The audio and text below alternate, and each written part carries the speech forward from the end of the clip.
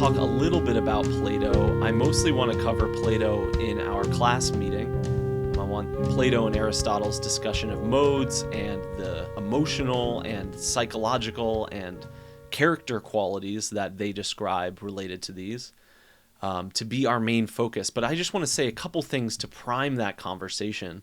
I mentioned earlier that it's very difficult to read through the irony and the layers of context going on dramatically within Plato's works because they're dialogues.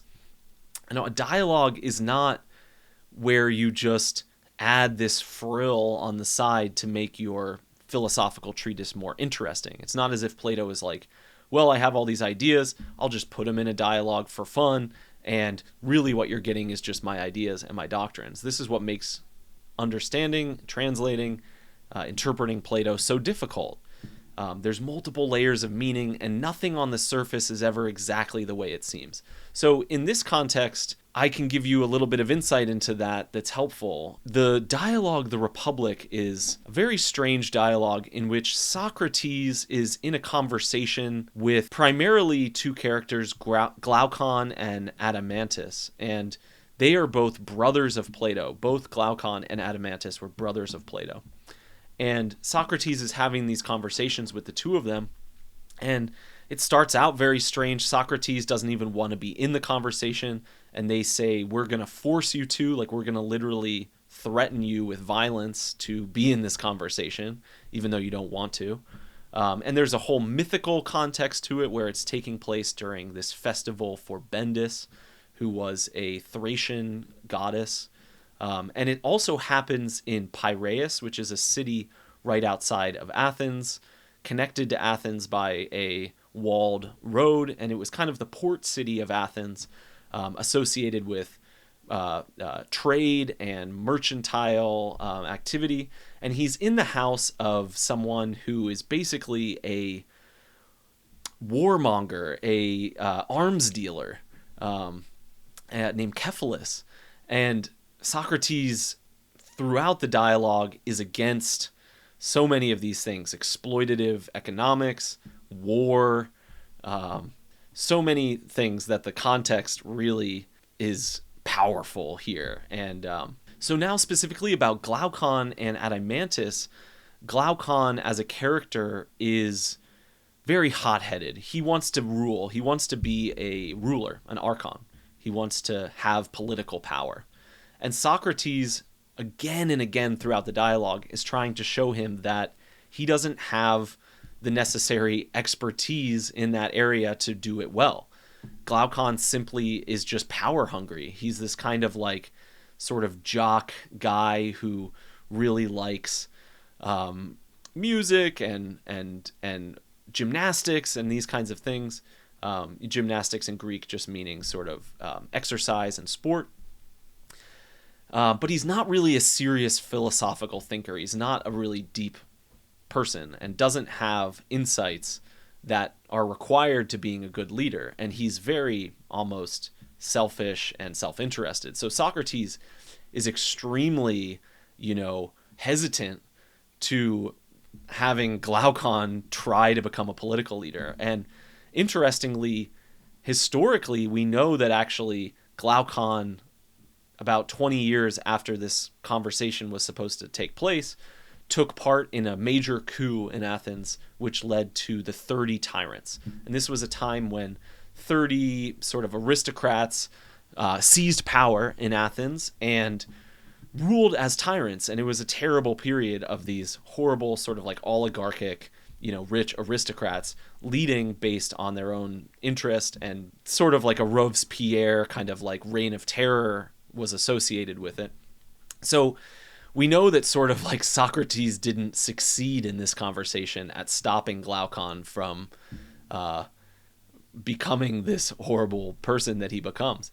And yet we see throughout the dialogue Socrates attempt to kind of pull him back and reorient him and show him in a way that he is not fit for philosophy. He's just not a kind of philosophical person. Maybe he could become one, but his tendencies were definitely not in that direction. So that's the larger context of this passage. And when we have Socrates here going over these ideas about music, there's multiple layers that need to be considered. So basically, what we have is Socrates saying, in order to bring up people in a city, to educate them to be good leaders, they need to be educated first in things like stories, myths, and for the ancient Greeks, those kind of stories, those myths were always, poetry was always musical. It always had music to it. So Socrates asked the question, what sort of music should we be using to educate, the citizens of our imaginary city that they're creating within the Republic? And within that context, we have this analysis of music modes. And again, a mode is a scale. So in contemporary music, in Western music, we generally use two scales. We use the major scale and the minor scale. The major scale, we all know, if you play on a piano, it's all the white keys, but a major scale has that kind of happy sound we're all familiar with. And the minor scale uses all those same notes, but just starts in a different position. So instead of starting on C, we start on A. And then the scale sounds like this.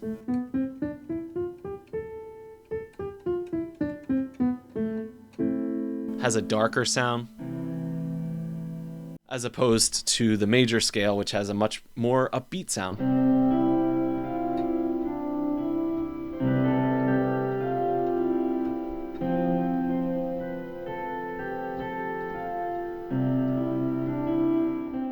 Those two scales are modes. They're actually different modes. And what that means is different ways of playing the same notes by starting at a different note, right? So in this discussion of modes, which we find in Republic Book 3, the question is, which of the scales, which of these modes should we use to educate people? And so the whole discussion revolves around the question, which scales should we use, because what effect they have on people's souls, what effect they have on their moods, their outlooks, their intentionality. How can we use music, basically, to affect a positive change in people's emotions and outlook and intention? Now, I think that idea is genuinely Socratic. I think he is actually okay with thinking about that. I don't think that what he gives us is what he actually believes. He says that the Dorian mode is the best and that we should basically outlaw everything except for the Dorian and the Phrygian. But this whole conversation around that is very strange for many reasons. First of all, the Dorians were invaders from the north who invaded Greece in the pre-classical period and spread their culture and ideas across Greece. They were basically colonial and settled in Crete, and then the Cretans colonized Sparta and Ionia and a number of other areas. And many times we have Socrates being very critical of Spartan culture, of this sort of Dorian culture as well. This idea of basically using violence and military and colonialism and militarism. So we should be hesitant to just assume that what Socrates is saying is true. So we'll get into this more as we talk in the class meeting, but basically there are many reasons to think that the presentation that we get by Socrates outlawing certain scales and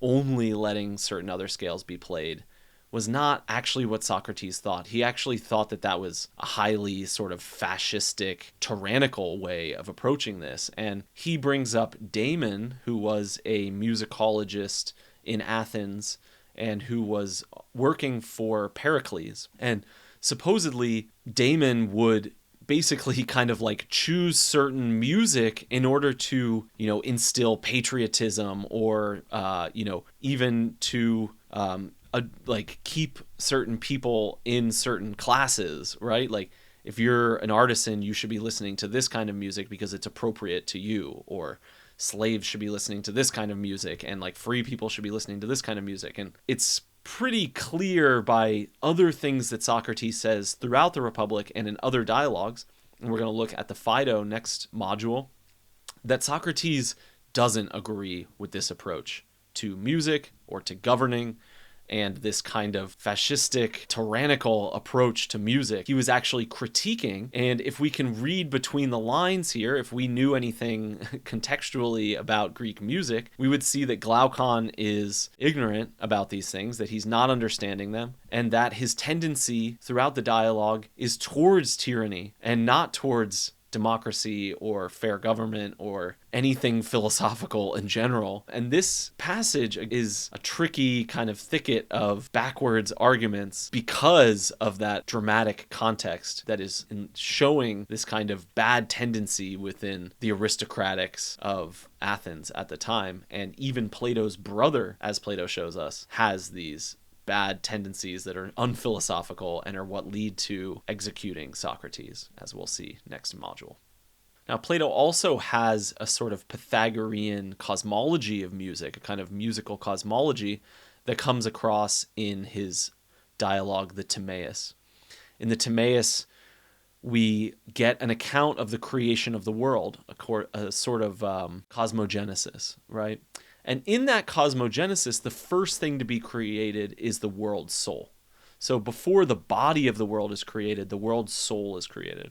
And the world's soul is created on the pattern of musical intervals given by Philolaus. And again, this is in a dramatic context. This is not Plato just telling us what he thinks. He has Timaeus say this, and Timaeus is a Pythagorean. So it's not surprising that Timaeus, the Pythagorean, is basing his ideas off older Pythagorean ideas. And the other thing that is somewhat strange about this passage, and again, we might need to be looking deeper and reading between the lines, is that just because the initial framework given to create the world's soul is this Dorian tuning of Philolaus, this Dorian scale of Philolaus, just because of that does not mean that there wasn't a further tuning required in the universe itself, that the universe as it developed and progressed and as humans were created and as life was populating the universe, that those intervals didn't need to be further tempered.